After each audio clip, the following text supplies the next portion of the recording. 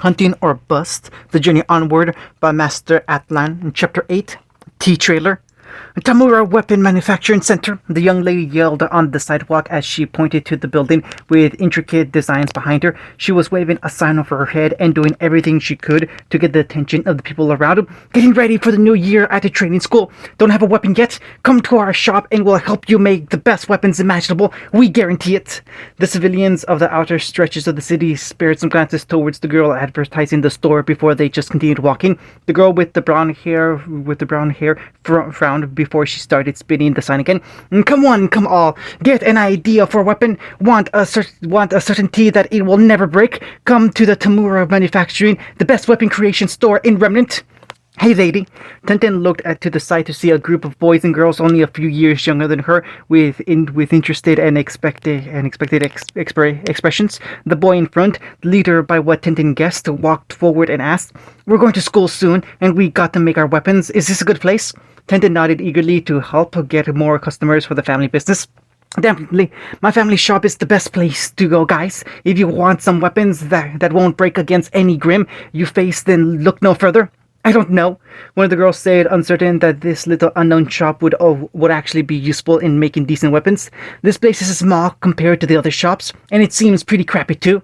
Tenten furrowed her eyes at the insult towards their shop. She's right, one boy said while he started walking away. There are way better places we can go. Let's get out of here. The group of potential customers started leaving before Tenten panicked. She ran up in front of them. Whoa, wait, believe me, I know this place might not look like much, but you won't find anywhere better to build a weapon. My dad's been doing this stuff since before I was born. Trust me, this is a great place to do it. The younger teens all looked between each other before looking at her critically. Well, can we see something as proof? Proof? Tenten looked up in thought and contemplated for a moment how to prove it to those guys. She shrugged. I didn't really have a way to prove it, except maybe these. Tenten extended her arms and her sleeves slipped open and slipped over them as a dozen sharp knives dropped from the holes. The trainees looked on in shock as a sword, a chain and sickle, a bat, miniature scythes, short blades, an entire spear, and an assortment of other weapons far too big to be stuffed into her sleeves. Tenten shook her arms to make sure they were all out before she smiled at the shocked teens. How about that? The younger kids looked at the smiling girl to the pile of weapons before back at Tenten. They immediately turned around and stormed into the weapon shop, pushing each other out of the way as they were eager to make a weapon like the one she had. Tenten made a knowing and cheeky smile while she watched the younger teens argue and announce the cool weapons they saw inside. She knelt down and covered all the weapons she had dropped with her sleeves before they disappeared, and she stood back up. Now, technically, while these were made by Tenten, they weren't made in the shop. But those kids didn't have to know that. Tenten placed the sign against the store before opening the door. Hey Dad, I'm going on break. Be back in a few minutes. Alright honey, but make sure to come back soon. We'll need you. Tenten nodded before walking back out the door and down the street. She reached into her sleeve and pulled out the newest copy of X-Ray and Vav with a grin. Awesome new issue with a coffee from Sundo, and Tenten was assured a peaceful and serene lunch break. The girl with buns looked up to see a woman get knocked over in the street by a man dressed entirely in black. Even after he knocked her over, he continued to sprint down the street and around the corner. Tenten was surprised at the scene before she ran over and helped the woman back to her feet. She asked, "Are you alright?" "Yes, I think so." She looked down at her handbag and started searching through it before panicking. "My purse! I can't find my purse!" Tenten looked towards the direction the man had charged off in before narrowing her eyes. She started running after him and yelled, "I'll go get it back for you." The woman kept looking through her handbag until she found her purse and smiled. "Oh wait, here it is. I found it. Everything's... Hello, young lady."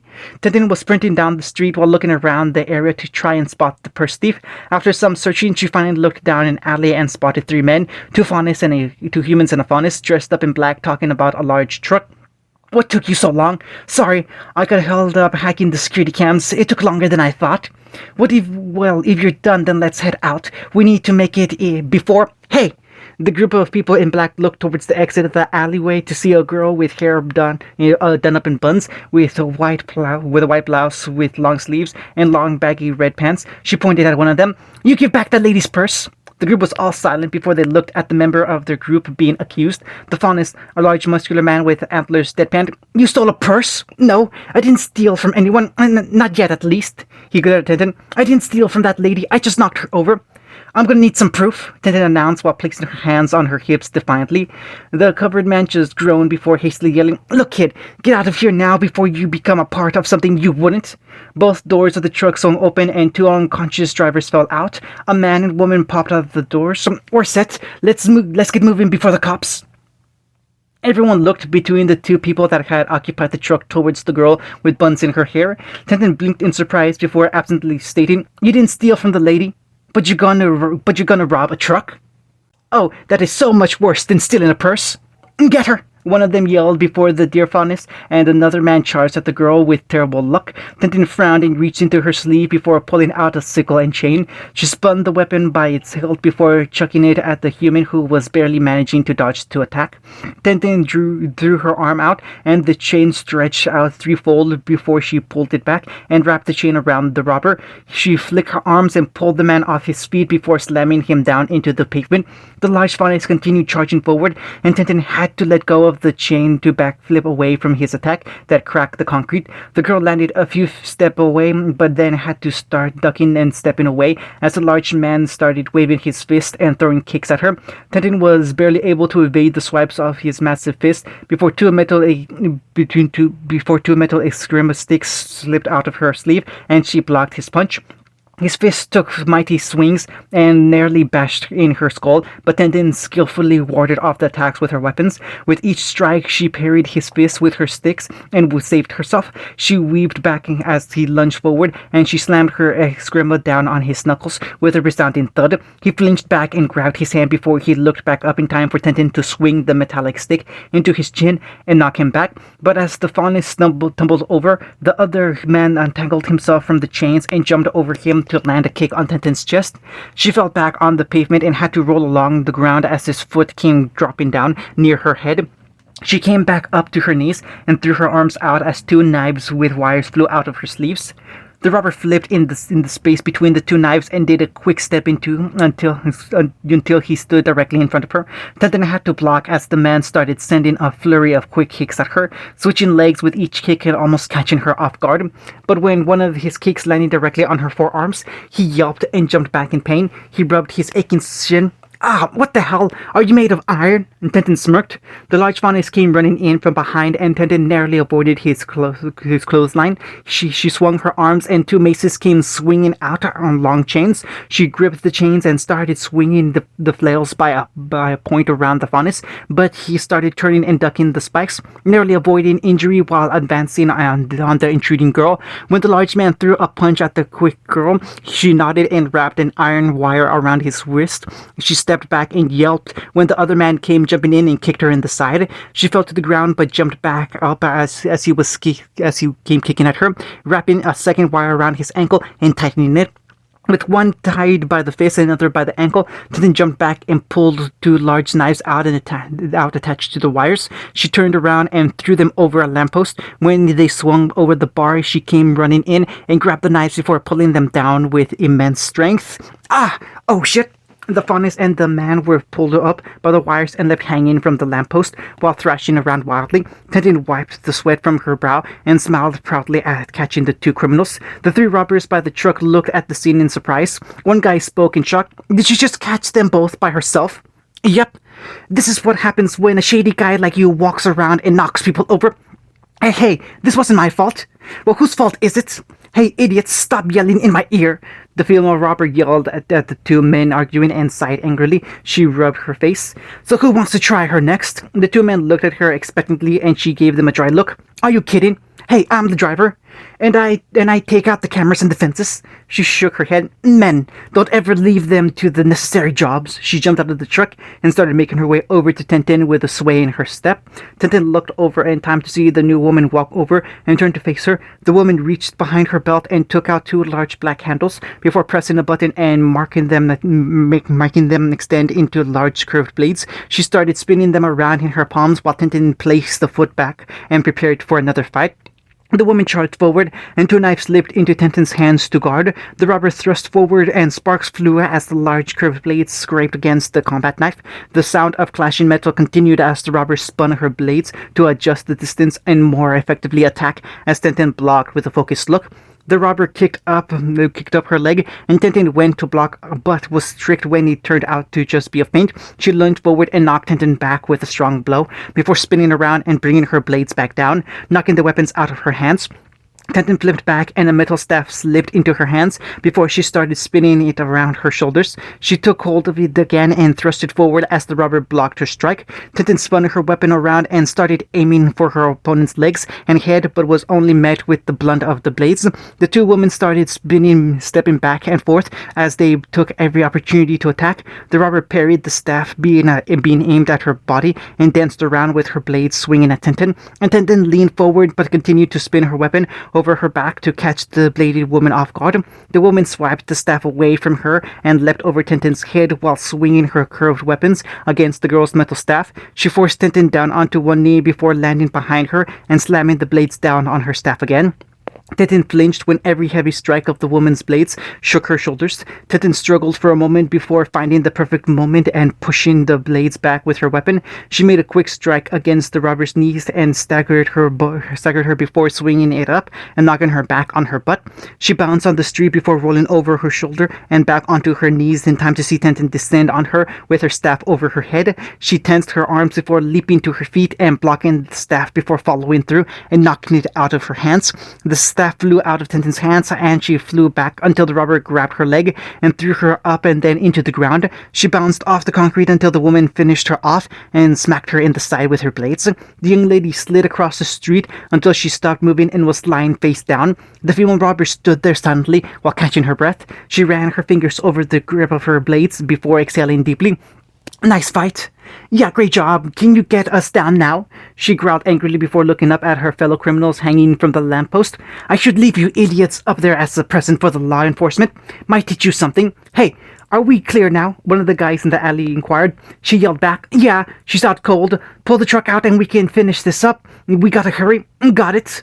The two guys got in the front seats of the truck and started backing it before they started making their getaway. The sound of popping tires filled the street as the truck started losing control and swerving wildly. The woman's eyes widened and she dove out of the way as the truck lost control and slammed into the lamppost, falling over and landing on top of the man and Fawn tied to it and knocked them out. The truck backed into a wall and crashed while airbags popped open and knocked the two men in front seat out. The female robber stood back up and looked over in surprise to see Tintin lifting herself up on her elbows with one hand extended to throw the knives that popped the tires. She glared and shook her head at the girl's unyielding tenacity. "It's unhealthy to not learn when to quit." Tintin slowly hefted herself back up to her feet before wiping her face. One of her buns undone and her hair was disheveled. She faced the armed woman in front of her and took a stance in preparation to fight. The robber clicked her teeth before charging forward with her curved blades out beside her. Tintin started throwing her hands out and sending flying knives at the charging woman. She blocked them with the back of the blades and continued charging forwards through the sparks. Tintin pulled a sword out of her sleeve and charged forward as the two men crossed blades. Tintin swiped her blade and the robber matched her movements before attempting to cut across the bun girl's head, but Tintin leaned back and kneed her wrist while her hand was extended, disarming her off one curved blade and kicking it away. The robber ducked and attempted to sweep Tintin's feet, but she jumped over her leg and swung her sword down only to scrap against the concrete. The woman in black flipped back up to her feet and swung her blade out and nearly knocked Tintin back. They continued to push each other back and forth along the width of the street while the sounds of sirens started ringing out along the buildings. The effects of the battle were taking hold on both women as Tintin's clothes became dirty and disheveled as the robber's clothes were riddled with cuts. Tintin made one final slash before throwing her blade down at the woman's feet and causing her to jump back to protect herself, but Tintin charged into her chest and slammed into her with an unnatural loud thud. The woman's eyes widened and losing her air. Tintin grabbed her wrist and pulled her around before jerking her forward and slamming into her for a second time, sending her flying into the truck she had tried to steal with her companions. The female robber tried to hold herself back up with a hand on the truck when she noticed Tintin charging towards her. She gritted her teeth and gripped her blade before swinging it out at Tenten's face in an attempt to knock the girl out once and for all, but Tenten ducked under her blade and jumped back up before placing her feet against the side of the truck and leaping off it. Tenten flipped through the air for a moment before swinging her legs out and knocking the woman on top of the head, planting her into the pavement and knocking her out for good. Tenten stumbled back a little before yelping and landing on her butt. She was panting and looking over the unconscious woman lying in the street. The two men groaned into the airbags of the crashed truck, and the two guys pinned underneath the lamppost that had fallen over. She heard the sounds of sirens approaching closer and closer and knew that the cops were going to show up at any moment. Tenten then realized how much time had passed fighting these guys and gasped before forcing herself back up to her feet. She stumbled a little but forced herself to keep moving along the sidewalk. Tenten was panting lightly before she finally arrived at her destination. She leaned against the wall for support as the front door opened and her dad popped out. "Tenten, break's over. Time to get back to work." He closed the door immediately and Tenten slowly reached for the sign she used earlier. She lifted it over her head. "Everyone, come to the Tamura Weapon Manufacturing Center. The best weapon building shop in all of Remnant." Tenten fell flat on her face by the sidewalk and just let some tired groans with occasional twitches. She needed a real break. She couldn't wait to get to Beacon. End of Chapter 8. Hunting or Bust, The Journey Onward by Master Atlan, Chapter 9, S-Trailer. Are you ready? Yes. You sure? You were up all night yesterday practicing your stances and swipes again. You must be tired. I don't see why you ever bothered watching me. You have more important stuff to do with helping everyone else, right? I can help the others and still watch over you. You're my little brother. I'll always put time aside too. Okay, I get it. I'm ready. Alright then, Sasuke. Close your eyes. The young boy slowly closed his eyes until his vision turned into nothing but darkness. The only sensation now was the feeling of the wind moving through the untouched forest and running over him. Take a deep breath in through your nose. Sasuke inhaled until his lungs were full of air, and out through your mouth. He exhaled that air in a long, calming fashion, and as serenity filled his body. I want you to block out all other noises, all other feelings. Just clear your mind and let your body take over. It's just you and the ones you are going to face. Mr. Itachi, we've packed everything up. We're ready to get moving now. In a minute. Sasuke's in the middle of training. Seriously? That's awesome. I love watching the little squirt practice. Puts the rest of us to shame. Well, we're talking about a prodigy and a child from the right Uchiha line. It's to be expected he can do amazing things. Hey guys, get over here. Sasuke's about to slay some grim. Oh sweet, wait up, I wanna see. Looking good out there, kiddo. Keep it up and you'll be joining us on hunts in no time. Don't screw up! Sasuke kept his eyes closed but felt his eyebrows tick and start to grumble under his breath as everyone continued to yell, cheer, or goad him before he even started. He spoke just loud enough for his brother to hear him. Do we have to let them all watch? They're sort of throwing off my concentration. Don't mind them. Noise and distractions are just expected to occur in a real battle. If anything, they're helping by watching you. Pfft, I doubt that. His brother's voice reached him again. Focus. Clear your mind. Block everything else that clutters your head. All that matters is that you're aware of your surroundings. It's just you and your enemies. Sasuke focused his thoughts, and the sounds of their voices and background noise faded into nothing. His mind was clear, only focused on the task at hand. The young boy slowly opened his eyes and looked at his new surroundings. The entire forest was black and white. The sky was pitch black, like the night when it was void of stars or when the moon wasn't shining over them. The ground was white. There were no blemishes, trees, rocks, or objects to be seen to ruin the perfection of the snow-like ground, and the broken moon hung over him, flawed, yet beautiful all the same. Sasuke turned around and saw the creatures of darkness start to approach him menacingly. There were dozens of different Grimm that started making their way to the young Uchiha, their deep red eyes fixed on his form as a few Beowulfs started letting out some low growls. Sasuke turned towards the approaching monsters and got into a stance before pulling his blade out of its sheath. He slowly gripped a Volmund reflection with both hands and held it out firmly in front of him and at the monsters. They roared and started chasing at him as he narrowed his eyes and dashed forward. One Beowulf lunged forward with its claws out, and Sasuke parried the sharp attack away with his blade before turning on his feet and slicing off the beast's jaw. He turned around again before bringing his sword up and back down on the Grimm's neck, slicing its head off of its body. Sasuke looked back and noticed another Beowulf come charging in behind him to attack his back. but the young Uchiha leapt over its head and skewered his blade through his skull before perching itself on the hilt of his sword. Several more Grim leapt towards him as he pulled his sheath off his side and cocked its forehand before aiming towards them. Bang, bang, bang! The Grim besides bodies fell to the ground with their heads blasted off as Sasuke flipped off and pulled his blade out. He landed, he brought his sword down and sliced through a nurse's chest before jumping up and slashing through its whole body. Sasuke kicked it over and ducked under another claw before thrusting his sword upwards and piercing through a Beowulf's head. Sasuke followed through and forced the creature over before he kicked the hilt of his sword hard enough to push the rest of his blade out of the Grim's head and into a medium-sized Nevermore. Sasuke launched off of the Beowulf's body and into the air as he split-kicked a pair of Ursai at the same time. He cocked his shotgun and landed on a Borbitusk's back before placing the barrel against its head. He blasted the monster's head off and used the extra power to launch himself into the air and grab his blade again. He landed in a crouch and spun in a circle, slashing the legs off more of the creatures around him before he swiftly stabbed them in the head. Sasuke pulled his blade out of the Grim's corpse before standing up and taking a moment to gather himself. He noticed sound of slithering and hissing starting to surround the area and looked around to try and spot the source. He felt a cold sensation start to spread over his back as he looked over his shoulder at the large shadow hovering over him, the white head of a King Taijutsu.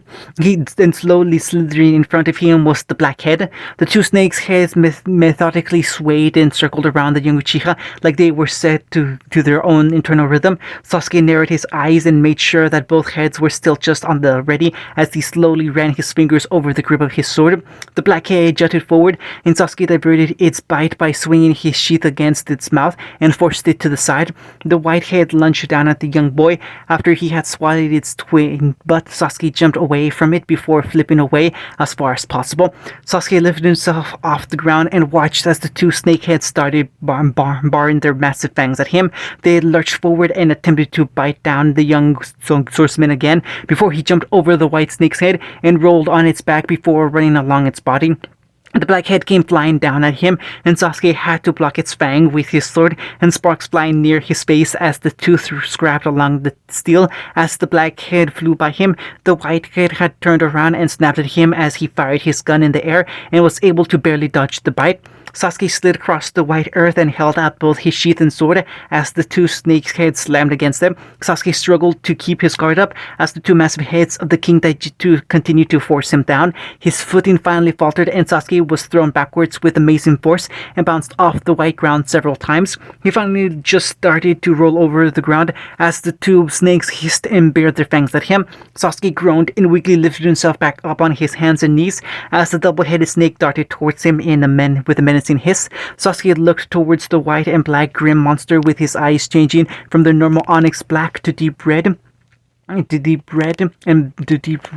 with three figures circling around the people. He cocked the gun off his sheath and fired it at the ground to propel himself forward towards the snake and sliced through the black snake's mouth. He slid against the ground as the black head of the snake let out a painful hiss as its mouth hung open by its fibers. It reared back and looked at the object of its hatred, and before lunging forward again as it buried what remained of its fangs at the ivory-haired boy, Sasuke jumped back and slammed his sword and sheath down on top of its head with a resounding slam. The black snake lifted itself back up and lunged at the boy, but the spry young man just flipped and jumped away from its bite. His reflexes and combat ability increased several fold as he dodged the Grim's bite with very little effort after activating his ability. With one last grand attempt to pierce through the boy's body, the snake Grim lunged forward as Sasuke jumped and barely dodged the snake's bite before he started rolling along its body again. After a moment, he pierced his sword into its body to halt his roll and look back up with calm yet determined eyes. He pulled his sword out of its body and ran along the black scales before vaulting up over its head. It looked up at him and tried to snap at him one last time, but Sasuke dodged before swinging his sword and lopping the Grim's head clean off. Sasuke landed back on the ground as one of the King Taijutsu's heads slammed into the white earth and settled there. The white head of the Grim looked towards the lopped off end of its other half before looking towards the boy that had done it. Sasuke turned towards his last remaining enemy as his red eyes pierced into the beast's red eyes. Sasuke slowly raised both arms and returned his sword to its sheath as they slid into each other perfectly. Sasuke grabbed the forend on top of the scabbard and cocked it before holding it in place and reaching for the sword over his head. He lowered himself into a long stance as he stared at the Grim looking back at him. It let out one last long hiss before it shot forward with its mouth wide open and its fangs out to rip through Sasuke's body. And bang! Sasuke fired his sword out of its sheath and swung it over his head until ducking and slicing through the Grim's head while he continued to lunge forward. Sasuke held the sword in exactly the same place at the Grim's body, pressed through it, and finally lost its speed halfway down its stomach. The Grim landed on the ground lifeless while Sasuke was down on his knees halfway through its severed body. He stood back up with his head lowered as the various Grim bodies surrounding him started to evaporate and fade into dust. The fight was over. The Grim were slain and they could never hurt another person again. He had done the job required of any and every hunter and remnant, but it wasn't enough for him, not for any of them, because his duty was different. He followed a harsher and more difficult path, because no matter the danger, no matter the evil, he was one of the only people that could truly bear the weight of it, it took to protect the world. As the Grim bodies faded away, new black figures started to emerge from the ground. Sasuke looked around as the silhouettes around him didn't appear like Grim, but more like people. No, they weren't people. They were evil. One of the figures sprinted forward towards the young Uchiha and jumped in the air before swiping at his head, but Sasuke ducked down before swinging his sword and slicing the figure in half, drenching him and the white ground in red blood. Sasuke was undeterred by the sudden coat of red that covered his form as he peered through his bangs to see all the figures started to charge towards him. He gripped his sword and dashed forward as he slashed two of them across the chest, spilling more of their blood along the ground before they fell back lifeless. Sasuke blocked a strike against his head and started matching his attacker with equal strength before he placed the end of his sheath against its chest and blew a hole through it, blasting a cloud of red out the other side. Sasuke returned his sword to its scabbard and used it to block several attacks at once before he pulled his sword out and slashed them to pieces. The fighting continued on for so long that Sasuke had lost track of time. So many of these new figures emerged one after another that he was losing the strength in his arms and legs, but he didn't stop. He kept cutting and slashing through them, ending their lives instantaneously with the most effective move.